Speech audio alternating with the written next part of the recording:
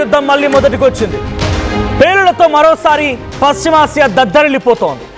Straight of Hormuz దగ్గర మళ్ళీ ఒకరిపై ఒకరు పరస్పరంగా దాడి చేసుకుంటున్నారు. ఇరాన్లోని గురుక్ సిటీ కేష్మ్ ద్వీపం పైన అమెరికా దాడులు చేసింది. దాడిలో ఇరాన్ ఎయిర్ డిఫెన్స్ సిస్టమ్ పూర్తిగా ధ్వంసమైపోయింది. గ్రౌండ్ స్టేషన్ 2 అటాక్ డ్రోన్లు ధ్వంసమైపోయాయి. MQ-1 డ్రోన్ని కూల్చివేసిందనే కారణంతో ఇరాన్పై అమెరికా దాడి చేసింది. అయితే సిరిక్ ద్వీపంలోని టెలికాం టవర్స్ పైన కూడా అమెరికా దాడికి పాల్పడింది. దాడిని ఇరాన్ రెవల్యూషనరీ గార్డ్స్ కూడా ధృవీకరించారు. అమెరికా దాడికి ప్రతీకారంగా కువైట్లోని అమెరికా ఎయిర్ బేస్ పైన IRGC దాడి చేసింది అని చెప్పి ప్రకటించింది. సో వరుసగా దాడులు జరుగుతూనే ఉన్నాయి. కేష్మ్ అనేటువంటి ఐలాండ్ పైన ఇప్పుడు ఇరాన్ ప్రాంతానికి సంబంధించిన ఐలాండ్ పైన అమెరికా అటాక్ చేసింది. ఈ అటాక్ని తిప్పికొట్టడంలో భాగంగా పలు డ్రోన్లని అమెరికా పైన ఇరాన్ సంధిస్తోంది. అటు అమెరికా వైపు నుంచి కూడా MQ-1 అనేటువంటి డ్రోన్ కూల్ చేసిందనే కారణంతోనే ఇరాన్పై అమెరికా ఈ దాడికి పాల్పడింది. గ్రౌండ్ స్టేషన్ 2 అటాక్ డ్రోన్లను కూడా ధ్వంసం చేసింది. అయితే దాడిలో ఇరాన్ ఎయిర్ డిఫెన్స్ సిస్టమ్ కొంత ఇబ్బంది పడాల్సి వచ్చింది. ఇరాన్కి సంబంధించినటువంటి గురుక్ సిటీ అండ్ కేష్ ఐలాండ్ ఇక్కడ ఈ అటాక్ జరుగుతూనే ఉన్నాయి. ఒక్కసారి మీకు ఆ విజువల్ చూపిస్తానటువంటి భయంకరమైనటువంటి దాడి జరుగుతుందనేది. I will continue again.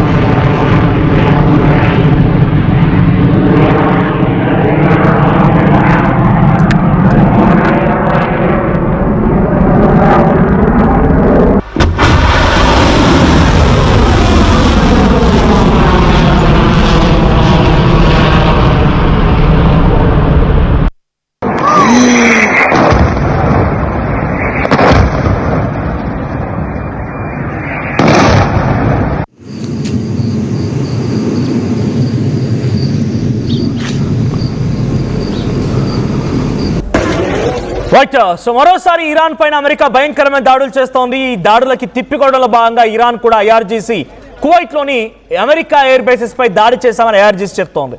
ఓవైపు తమపై దాడి జరిగిందని ధృవీకరిస్తూనే కువైట్ పై అటాక్కి ఇరాన్ కూడా సిద్ధమైపోయింది. సో విజువల్స్ మనం చూడొచ్చు. పలు ధ్వంసమైనటువంటి ఆ బిల్డింగ్ దృశ్యాలు మనకు కనబడుతూ ఉన్నాయి.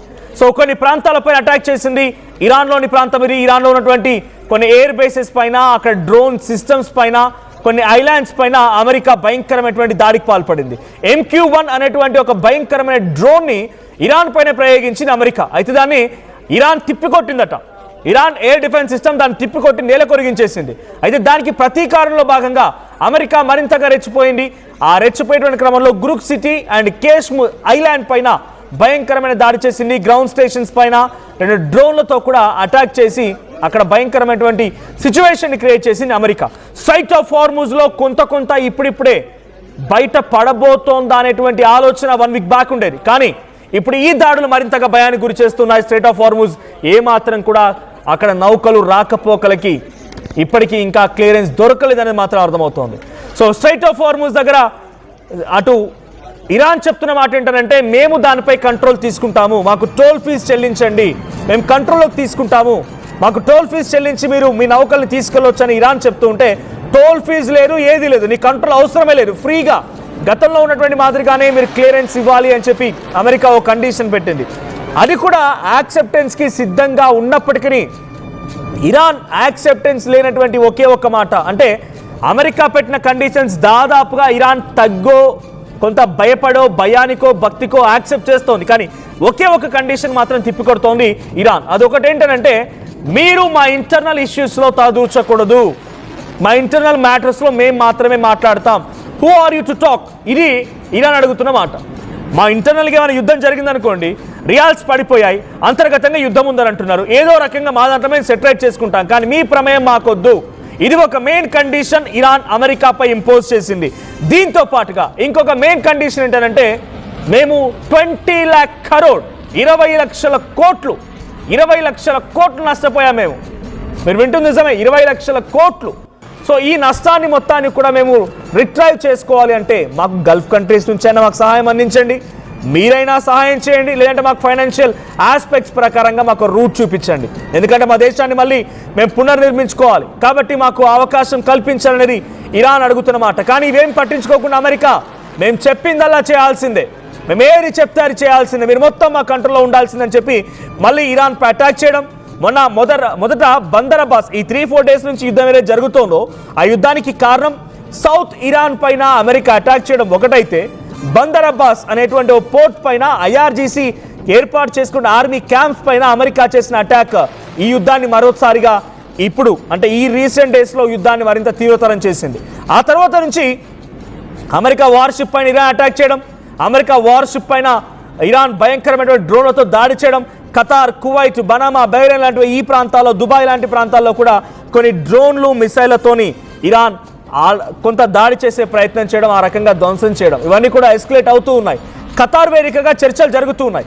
ముందుగా ఈ 3-4 డేస్ ముందు మళ్ళీ యుద్ధం బందర్ అబ్బాస్ పోర్ట్ పైన దాడి జరక్క మునుపు అమెరికా ఇరాన్ మధ్య ఒక కండిషన్ ఉండేది. ఏంటి ఆ కండిషన్ అంటే, ఇరాన్ అమెరికా మధ్య ఇప్పటికి ఉన్న పలంగా యుద్ధం ఆగిపోవాలి, క్లోజ్ చేసుకుందాం, 60 డేస్ 60 రోజుల పాటుగా చర్చించుకుందాం. నీ కండిషన్స్ ఏంటి, నా కండిషన్స్ ఏంటి, నీ కండిషన్స్ యాక్సెప్టెన్స్ ఉన్నాయా లేవా, నా కండిషన్ నువ్వు యాక్సెప్ట్ చేస్తావా లేదా, ఈ రకంగా మనం 60 రోజుల పాటుగా చర్చలు జరుపుదాం. 60 రోజుల పాటుగా సుదీర్ఘమైన చర్చల తర్వాత దీనికి ఒక పర్మనెంట్ ఫుల్ స్టాప్ పెడదామనేది ఇరాన్ చెప్పిన మాట. కానీ ఇరాన్ అన్నట్టుగానే మరి అమెరికా అధ్యక్షుడు డొనాల్డ్ ట్రంప్ యాక్సెప్ట్ చేస్తున్నట్టు కూడా పోస్ట్ చేశారు ఆయన.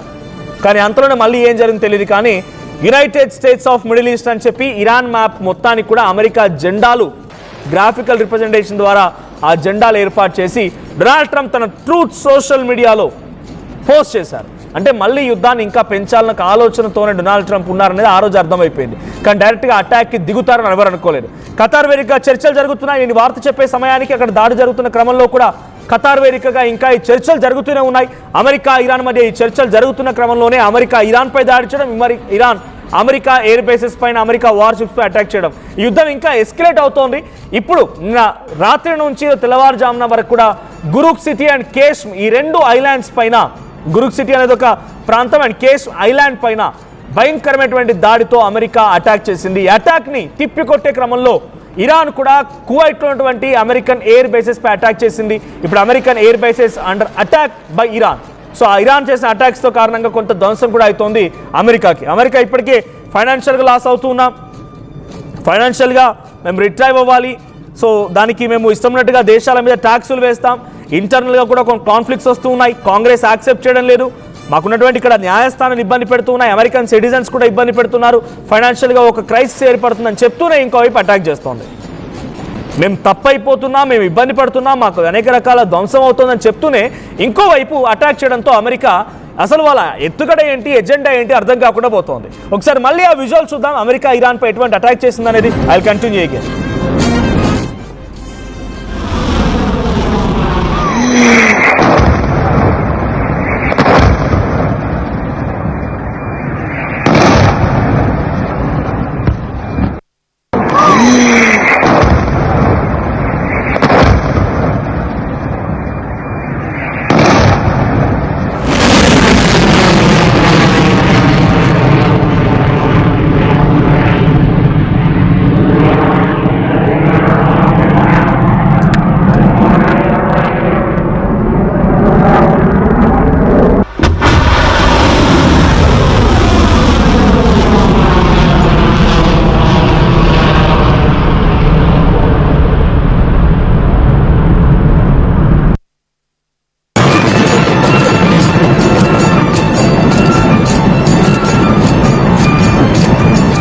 రైట్, ఇప్పుడు జరుగుతున్నటువంటి అటాక్ సంబంధించి విజువల్స్ మనం చూస్తున్నాం. సో ఇక్కడితో ఆగే ప్రసక్తే లేదు. సో ఇలా జరుగుతున్నప్పుడు స్ట్రైట్ ఆఫ్ హార్మూజ్ దగ్గర మన క్లియరెన్స్ దొరుకుద్దా? స్ట్రైట్ ఆఫ్ హార్మూజ్ దగ్గర ఆల్రెడీ సీ మైన్స్తో ఏర్పాటు చేసుకొని తమ నౌకలతో గస్తీ కాస్తోంది ఇరాన్. సో వాటన్నిటిని వదులుకోవాలి, మీరు వెంటనే విరమించుకోండి అని చెప్పి అమెరికా చెప్తోంది. ఓవైపు దాడి చేసి కొట్టి గాయపరిచి మళ్ళీ మీ చర్యలు ఉపక్రమించుకోండి అని చెప్పి ఇరాన్కి సజెషన్ ఇస్తున్నాడు డొనాల్డ్ ట్రంప్. ఆల్రెడీ అమెరికా ఇరాన్పై అటాక్ చేస్తోంది, ఇంకోవైపు స్ట్రైట్ ఆఫ్ హార్మూజ్ తన కంట్రోల్లో తీసుకుంటే కానీ మేము బతికి బట్టగట్టలేం, లేదనంటే మా పైన ఇంకా భయంకరమైన దాడి జరిగిద్ది, ఇదొక్కటి మమ్మల్ని రక్షిస్తోంది, ఇదో ఒక ఆయుధమే స్ట్రైట్ ఆఫ్ హార్మూజ్ అని చెప్పి ఇరాన్ భావిస్తున్న తరుణంలో అమెరికా అటాక్ చేసి మళ్ళీ స్ట్రైట్ ఆఫ్ హార్మూజ్ని క్లియరెన్స్ ఇవ్వమంటే ఇస్తుందా? గతంలో యుద్ధం కంటే ముందు సుమారుగా 200 నుంచి 250 నౌకలు ప్రయాణించేవంట ఆ స్ట్రైట్ ఆఫ్ హార్ముజ్ వెంట పర్ డే. కొన్ని లక్షల బ్యారెళ్ల కొద్దీ ఆయిల్ సరఫరా అవుతుండే. ఆ తర్వాత ఎప్పుడైతే ఈ యుద్ధం జరిగిందో, యుద్ధం కొంత సద్దుమణుగుతోంది, చర్చలు నడుస్తున్నాయనే తరుణంలో ఒక 100, 110 అలా నౌకలు పాస్ ఆన్ అయ్యేవి. టోల్ కట్టేవి ఉన్నాయి, ఫ్రీగా ప్యాసేజ్ అయినవి ఉన్నాయి, ఆ రకంగా ఉన్నాయి. బట్ రీసెంట్గా ఈ మళ్ళీ 3-4 డేస్ నుంచి కేవలం పర్ డే 4-5, ఎప్పుడు మళ్ళీ తీవ్రమైన యుద్ధం జరిగింది చూసారా, అలీ ఖామెనీ అంతమొందించినప్పుడు ఎటువంటి సిచ్యువేషన్ ఉండేదో అదే దాదాపుగా మళ్ళీ సిచ్యువేషన్ రిపీట్ అయింది. 4-5 నౌకలు మాత్రమే వస్తున్నాయి. మొన్న ఎగ్జాక్ట్గా సాటర్డే రోజున భారత్కి రావాల్సిన 13 నౌకలు స్ట్రైట్ ఆఫ్ హార్ముజ్ దగ్గర ఇరుక్కుపోయాయి. వాళ్ళు ఏమంటున్నారు, మేము క్లియరెన్స్ ఇస్తాం, భారత్ నౌకలకు ఎటువంటి భయం అవసరం లేదు, మేము క్లియరెన్స్ ఇస్తాం, కానీ బట్ ఆన్ వన్ కండిషన్, మీరు టైం తీసుకోవాల్సిందే, వెయిట్ చేయాల్సిందే, ఇవన్నీ క్లియరెన్స్ తీసుకున్న తర్వాతనే మిమ్మల్ని మేము ఫ్రీగా అలో చేస్తాం. ఇది ఇరాన్ చెప్తున్నమాట. సో ఈ రకంగా స్ట్రైట్ ఆఫ్ హార్ముజ్ మళ్ళీ దిగ్బంధానికి గురైంది. అమెరికా యొక్క యాక్షన్స్తో ఇరాన్ రియాక్ట్ అవుతూ స్ట్రైట్ ఆఫ్ హార్ముజ్ని మళ్ళీ కట్టడి చేస్తోంది. ఇప్పుడు ఇరాన్ మరోసారి చాలా భారీ దాడిని చవిచూడాల్సి వచ్చింది. గురుక్ సిటీ దగ్గర పేల్చినటువంటి ఆ బిల్డింగ్ సంబంధించిన విజువల్ మనం చూస్తున్నాం. ఇక్కడ కొన్ని మిసైల్స్ అండ్ డ్రోన్స్ పడ్డాయి. ఆ ప్రాంతం అంతా హైటెన్షన్ ఉంది. ఆ విజువల్స్ మనం చూడొచ్చు. ఆ బిల్డింగ్ మొత్తం కూడా కొంత దెబ్బతినింది. ఆ తర్వాత కేష్మ్ అనేటువంటి ఐలాండ్ పైన కూడా అటాక్ జరిగింది. అక్కడ కూడా భయంకరమైనటువంటి అమెరికా దాడులతో ఒక భయాందోళన వాతావరణం క్రియేట్ చేసింది. ఆందోళనకరమైనటువంటి సిచ్యువేషన్ నెలకొంది. సో ప్రెసెంట్ ఇరాన్ పైన అమెరికా దాడి చేయడం, అమెరికా బేర్ బేస్ల పైన ఇరాన్ దాడి చేయడం ఇది కంటిన్యూ అవుతోంది. ఇది ఇంకా ఎన్ని రోజుల పాటు ఇలా జరుగుతుంది, ఇంకా ఎన్ని రోజులు ఈ రకం కంటిన్యూ అవుతుంది, మరి శాంతి చర్చలు ఏమవుతున్నాయి, ఖతార్ వేదికగా ఈ చర్చలు ఏమైనా సఫలీకృతం అవుతాయా, లేదంటే కేవలం అమెరికా డొనాల్డ్ ట్రంప్ తన అహంభావాన్ని చూపించడం కోసమే ఈ అటాక్స్ ఇంకా కొనసాగిస్తాడా, ఏం జరిగిద్దో చూడాలి.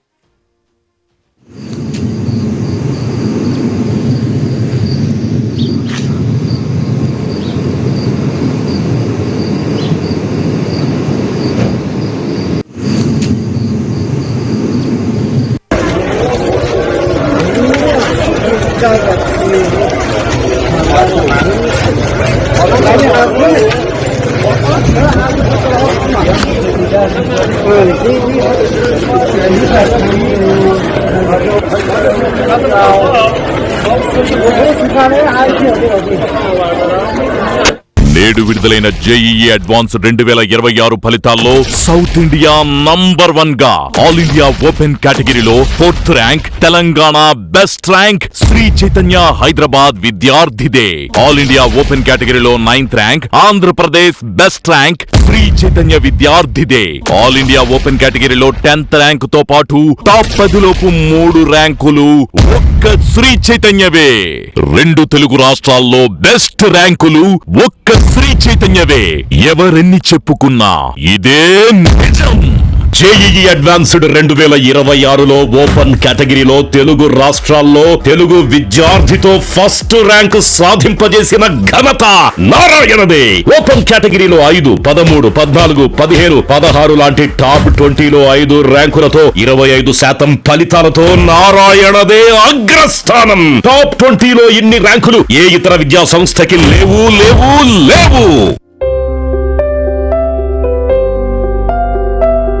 చిన్న చిన్న ఆనందాలు 35 ఏళ్లుగా నా జీవితంలో లేవు. 35 ఏళ్లుగా నేను డైపర్లలో బ్రతికాను. 6 సెంటీమీటర్ల ఫిస్టులా నా మూత్రాశయంలో లీక్ కారణమైంది. ఎవరూ నాకు సహాయం చేయలేకపోయారు. ఏఐఎన్యూలో వైద్యులను కలిసే వరకు అక్కడ వారు రోబోటిక్ శస్త్రచికిత్సతో నాకు పరిష్కారం ఇచ్చారు. వారు నా ఆత్మవిశ్వాసాన్ని కూడా తిరిగిచ్చారు. Precision Care makes it possible. The Center for Robotic Surgery at AINU. నేటి జేఈఈ అడ్వాన్స్డ్ ఓపెన్ కేటగిరీలో Telangana best rank, all India 4th rank ఒక్క శ్రీ చైతన్యదే, మరెవ్వరికీ లేదు. AP best rank, all India 9th rank ఒక్క శ్రీ చైతన్యదే, మరెవ్వరికీ లేదు. జేఈఈ అడ్వాన్స్డ్ 2026లో తెలుగు రాష్ట్రాల తెలుగు విద్యార్థితో ఫస్ట్ ర్యాంక్ నారాయణదే. తెలంగాణ ఫస్ట్ ర్యాంక్ నారాయణదే. ఆల్ ఇండియా ఓపెన్ కేటగిరీలో తెలుగు విద్యార్థితో బెస్ట్ ర్యాంకుతో జేఈఈ మొనగాడు నారాయణ.